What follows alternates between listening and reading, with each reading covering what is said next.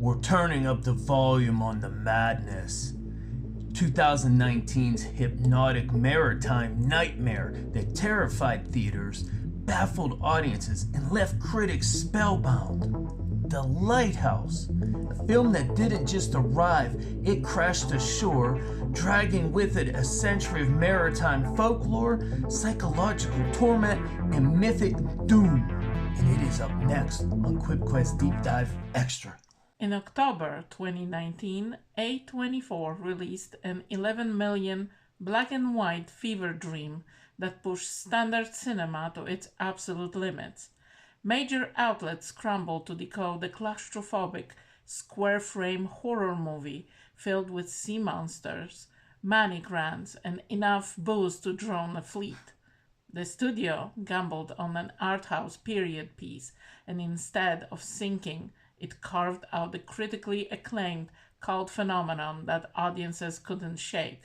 This wasn't a movie, it was a storm. The cultural impact. The world heard the foghorn.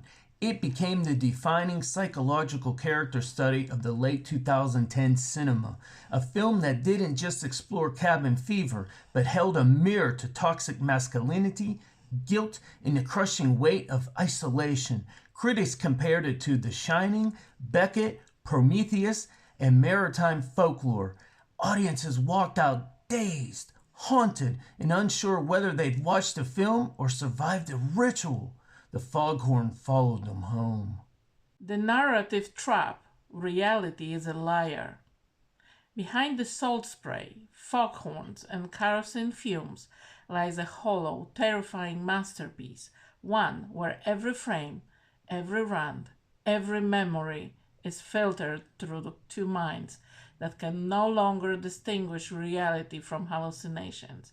Every hallucination is a clue. Every clue contradicts the last, and every contradiction drags you deeper into the abyss. This isn't storytelling. This is psychological warfare. Stage setter, Eggers' Autopsy of Doom. This isn't just a movie about two men keeping a lantern lit. This is Robert Eggers' autopsy of mythic doom, maritime folklore, and psychological dominance. A film built from sailor logs, lighthouse journals, 19th century dialects, and the kind of historical obsession that borders on legitimate madness. Eggers didn't recreate the past. He resurrected it. Into the storm behind the camera. Making a movie this visceral doesn't happen by accident, and the physical and psychological toll behind the scenes was as fractured as the protagonists themselves. Production secrets. The torment was real. 15 times light exposure blinding. To mimic 19th century photography, Eggers used vintage orthochromatic film stock, which required blasting 10 to 20 times more light on set. Actors wore sunglasses indoors between takes to avoid temporary blindness. The lighthouse didn't just shine, it burned. The extreme physical torment. Pattinson went full method, eating dirt, drinking fake kerosene, gagging himself, walking with rocks in his boots, fighting freezing Nova Scotia winds so brutal he nearly hit Eggers during a water hose take. He didn't act madness. He actually lived it. Method versus theater, the friction. Dafoe loved rehearsals, and Pattinson despised them. Eggers weaponized the tension, and it bleeds into every scene. Their dynamic wasn't crafted, it was volatile. The custom-built 70-foot tower. The crew built a functioning lighthouse engineered to withstand 200 miles per hour nor'easters. Every drop of weather on screen is real. Every wave is real. Every gust is real. The storm wasn't a backdrop, it was a character. The folklore beneath the waves. Before a single frame was shot, the creation process was a labyrinth of historical tragedy, literary ghost, and mythical ambition. Casting and concept secrets. The Edgar Allan Poe connection. The film began as a loose adaptation of Poe's final unfinished story, The Lighthouse, a tale of isolation, dread, and unraveling sanity. Eggers didn't adapt to Poe, he basically exhumed him. The 1801 Smalls Lighthouse tragedy. Two keepers, both named Thomas, trapped in a storm. One dies, the other keeps the corpse outside for weeks to avoid suspicion. Eggers didn't borrow the story, he absorbed it into the film's DNA. Dafoe chased the director. After The Witch, Dafoe hunted Eggers down and demanded a role in whatever period-accurate nightmare came next. He didn't audition. He just nonchalantly claimed the role. The aspect ratio war. Studio executives originally pushed for a standard widescreen format. Eggers fought fiercely to shoot in a boxy 1.19 to 1 aspect ratio on vintage 35mm lenses, forcing the viewer into the exact same cramped vertical prison cell as the characters. He didn't compromise, and he won. Hidden details. The truth hides in plain sight. Prometheus in Proteus, the mythic inversion. Wake embodies Proteus, the tempestuous sea god of secrets.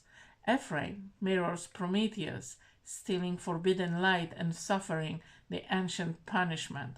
This isn't symbolism, it's prophecy.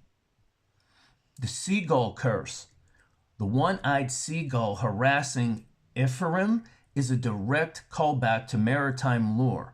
Killing a seabird harbors the soul of a dead sailor and curses the crew. The exact moment Ephraim violently slaughters the bird, the wind shifts, the storm hits, and their fate is sealed. The name twist. Two Thomases. Ephraim Winslow's real name is Thomas Howard. Wake is Thomas Wake, a psychological mirroring, maybe even fractured identity. Two men, one name, one eventual doom. The merging accents. As paranoia rises, Ephraim's modern accent dissolves into Wake's archaic dialect. Their identities don't clash, they merge. The lighthouse doesn't house two men, it houses one collapsing psyche. The four facts that prove the truth. Fact 1. Unconfessed guilt is the real monster. Ephraim isn't being tormented by sirens or sea curses. He's being eaten alive by his own past. He fled to the island to escape the murder of his previous foreman, Ephraim Winslow, only to find that you cannot outrun your own conscience. Fact number 2. The light is power. The lantern represents knowledge, authority, and control. Wake hoards it. Ephraim craves it. Whether it's supernatural or symbolic, doesn't matter. Ephraim treats it like salvation, and salvation destroys him. Fact number 3. Reality is a liar. Industrial alcohol mixed with kerosene erases reality. Like Shutter Island or Fight Club, you cannot trust a single frame. The film doesn't show you madness. It traps you in it. Fact number 4. Ambition is futile. When Ephraim finally breaks into the lantern room and stares into the light, he doesn't achieve enlightenment. He is scorched and shattered by it. His obsession with uncovering the secret leads directly to his own gruesome destruction on the rocks below. Conclusion and the look ahead. The irony of the light. Ephraim destroys everything: his sanity, his companion, and his humanity, just to catch a single glimpse of the light, only to discover that some truths aren't meant to save you, they are meant to burn you alive.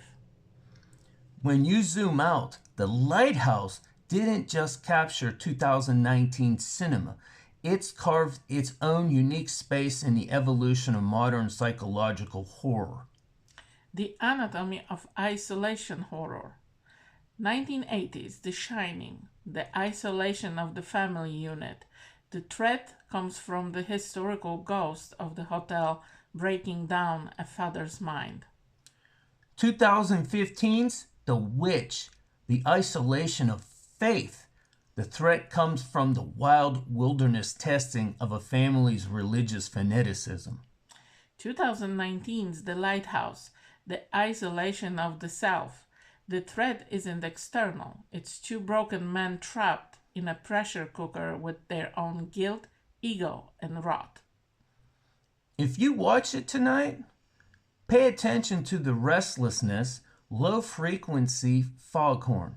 It's not just sound design, it's the heartbeat of a storm that was never going to let them leave. And up next on Wednesday, the absolute path of corporate madness continues with the glossy, blood-soaked satire of the year 2000's craziest movie, American Psycho. Available now, The Kindness Chronicles that came out today wasn't as easy as it may seem. This is definitely one episode that I highly suggest you listen to. The toll it took on me as I went deeper was simply incredible. It is topical, it is current, and it's one hell of a story unfolding in front of our eyes. Amazon Music, Audible, Castbox, iHeartRadio, and Spotify have what you seek. Let's go!